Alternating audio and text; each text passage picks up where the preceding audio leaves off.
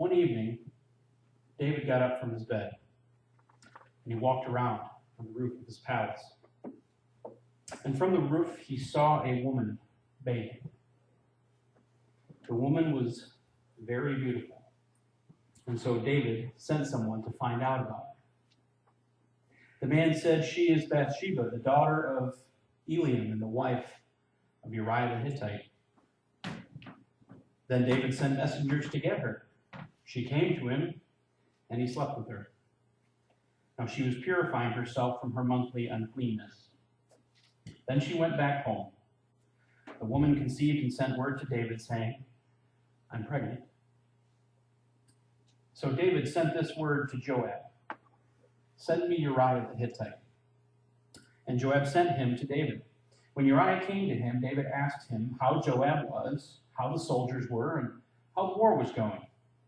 Then David said to Uriah, "Go down to your house and wash your feet."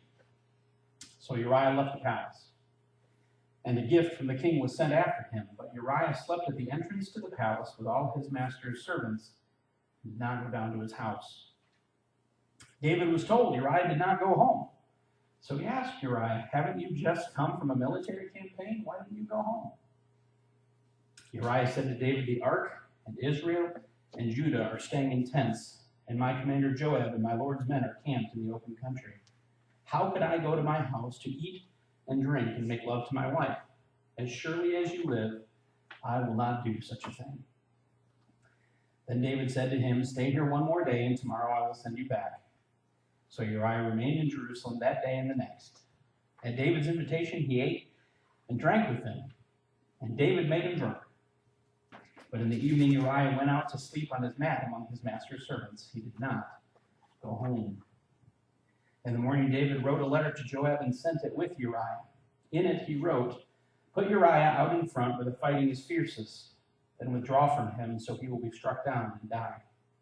So while Joab had the city under siege, he put Uriah at a place where he knew the strongest defenders were.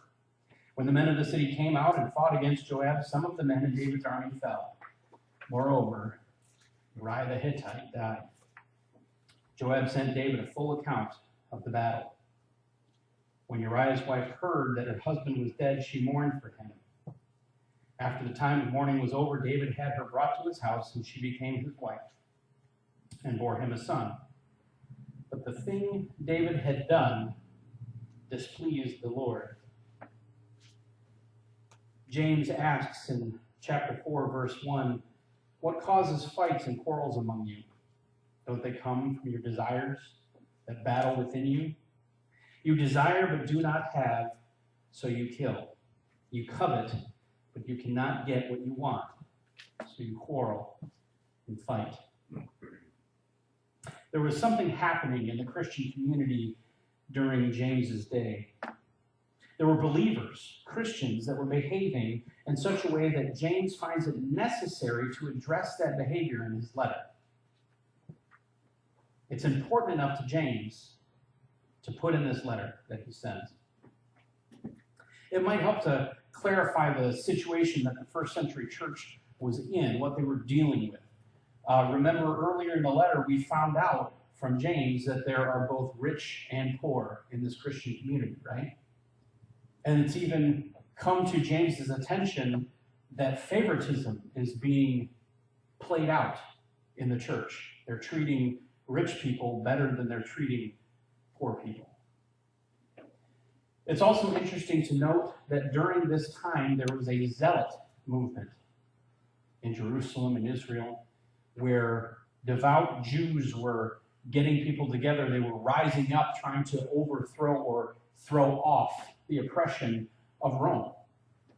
They no longer wanted to be subject to a foreign power. They wanted to get back to a time where they were under the rule of the Mosaic law, where they were governed independently. They were their own nation once again. And so these were things that could kind of develop some feelings of frustration in the people. Even the Christians may be influenced by this zealot movement to be able to worship God freely without Rome's influence. But whatever the outside circumstances were, at the end of the day, this community was actually populated entirely, 100%, by human beings. Every single person in that Christian community was human. People who at given times would look around them and see that there were others that had something that they did not have. Money, power, influence, freedom. They would look around them and they would see that proverbial greener grass. Whether they needed what they saw or not, whether we need what we see or not, when something becomes the object of our desire, it can wage war within us, right? And it can even upset our community because of how it changes and influences our behaviors. In David's case, did you know that when David took that stroll on his roof, you know how many wives he had? David already had 6 wives. 6. And he had sons by those wives, which was very important in Jewish culture, to have sons to carry on the name, to pass the family fortune to. So it's not like David was a single guy and just wanted somebody to love. It's not like David had 2, 3, 4, 5, 6 wives and none of them could give him a child, and so he really wanted an heir. It's not like he was rolling in Abraham's shoes, right? 6 wives and had sons by those wives.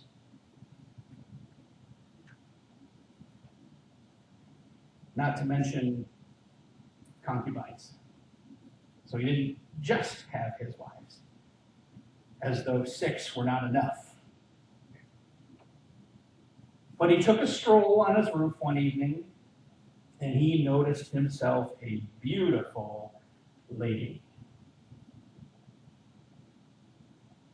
So he checked up on her. Who is that? Man, she's good looking. Hey, go find out about her for me. Well, her name's Bathsheba. Ooh, that's nice. Nice name, Bathsheba. I like it. She's the daughter of Eli. Oh, okay. Well, he'll like me. I'm the king.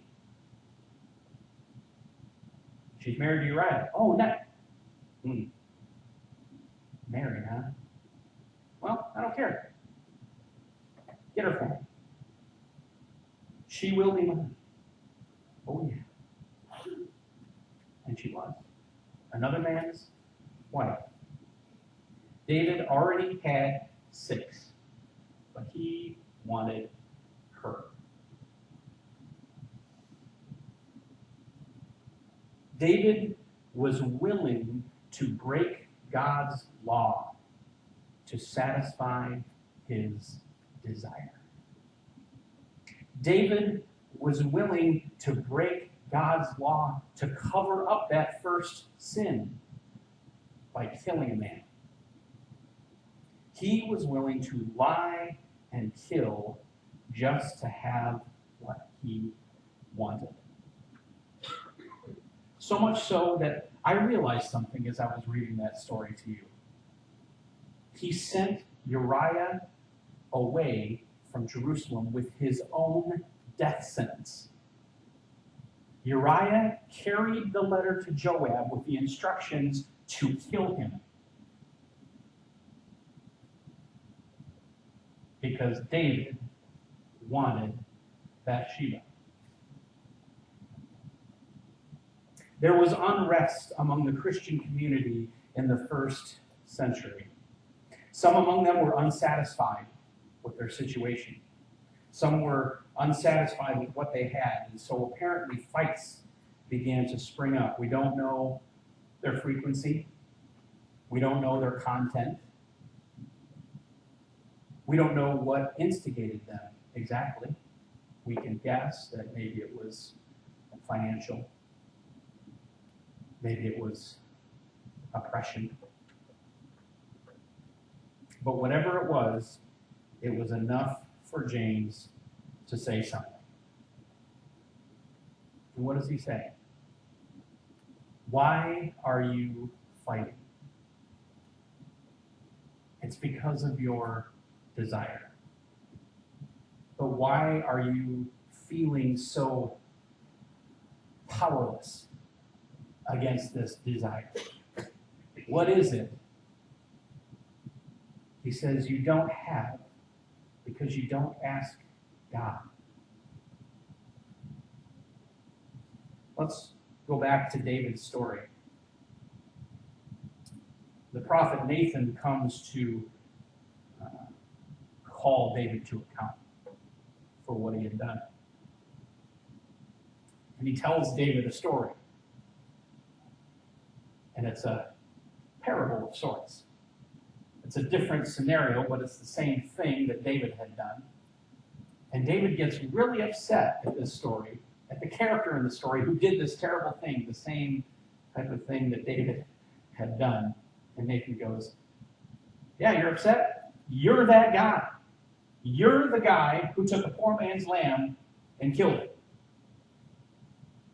You took a man's wife. You had 6. You took another man's wife and you killed him for her. That's you. This is what the Lord, the God of Israel, says. I anointed you king over Israel, and I delivered you from the hand of Saul. I gave your master's house to you and your master's wives into your arms. I gave you all Israel and Judah. And if all this had been too little, I would have given you even more. God says to David, I gave you a lot. I gave you a kingdom. I subjected an entire kingdom. I subjected the former ruler's family to you. You have complete control over Israel and Judah and are subject to one, me. That's it. And if you had wanted more, I would have given it to you. But you threw that back for desire. You do not have because you do not ask God. Do not be anxious about anything, but in every situation, by prayer and petition, with thanksgiving, present your requests to God, Paul says. Do not be anxious about or ask and it will be given to you. Seek and you will find. Knock and the door will be open to you. For everyone who asks receives, the one who seeks finds, and the one who knocks, the door will be open. Which of you, if your son asks for bread, will give him a stone, or if he asks for a fish, will give him a snake? If you then, who are evil, know how to give good gifts to your children, how much more will your Father in heaven give good gifts to those who ask?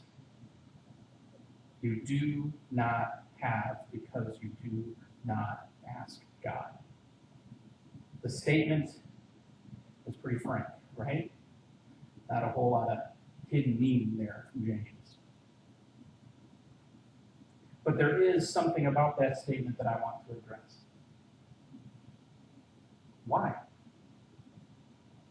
Why didn't they ask? Why don't we ask? Why, if God is God and we are his children, and the same for Christians in James's day, if they were God's children, why don't we and why didn't they ask? Does it boil down to trust?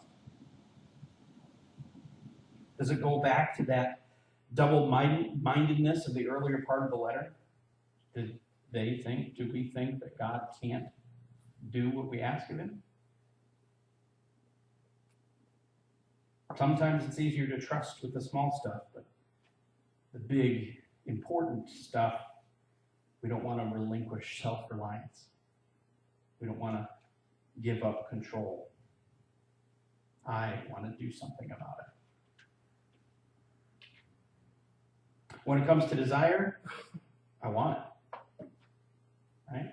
I want to attain that. Is it good for me? Don't care. I want it.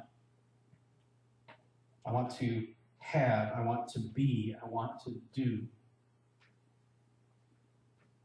And there's a difference between wants and needs, isn't there?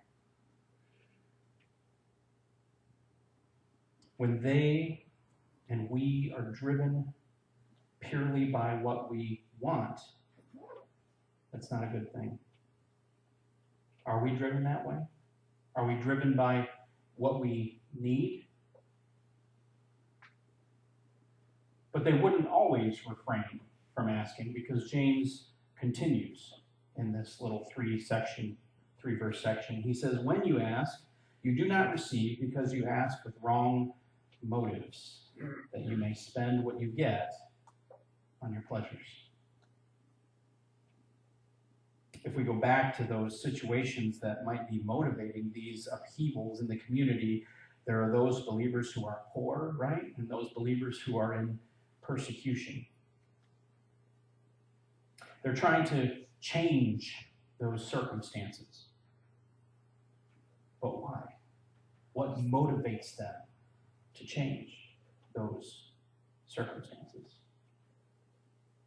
James says, for them, it's for you.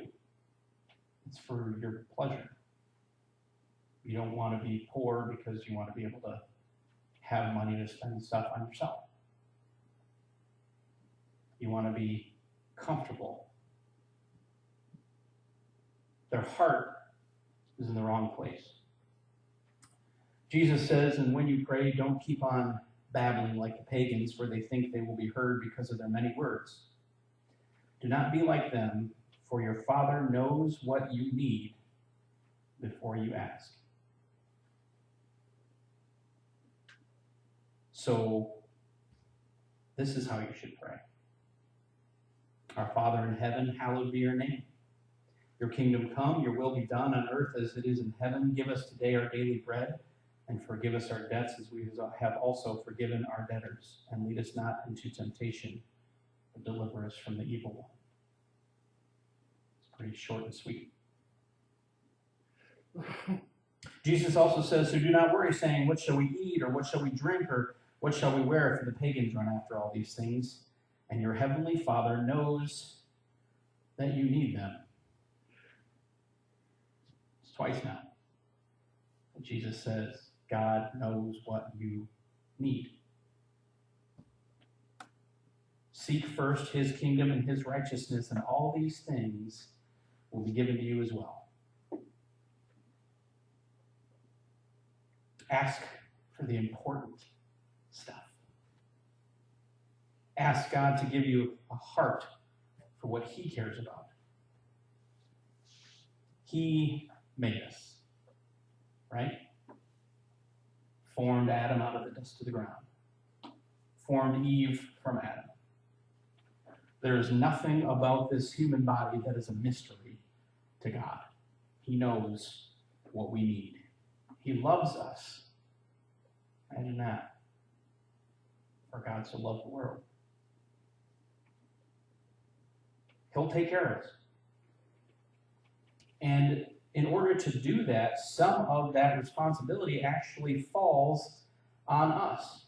One of the expectations that we have put on us as Christians is that we will take care of one another.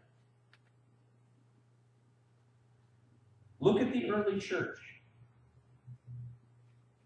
They took care of one another's needs, recognizing those who had lots, that they had lots. And they would take some of the stuff that they didn't need and they would sell it to take care of those who didn't have enough. Was it perfect? No. Their journey had bumps. But the point is that in its earliest stages, the church was caring for itself. The body was caring for all of its members. God was taking care of the food and the drink and the clothes through his provision and his people. They were devoting themselves to teaching, fellowship, breaking bread, and prayer. They were seeking first his kingdom and his righteousness, and all the other things were added to them as well. So what does that mean for us? Where do we go from here, from these 3 verses? What am I allowed to ask God for? What am I allowed to want?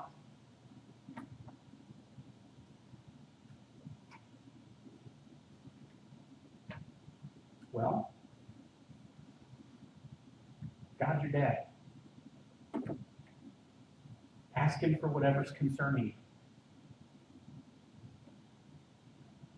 But as you ask, check your heart. If you're about to drop to your knees and ask for a Ferrari, think about why you're going to ask God for a Ferrari.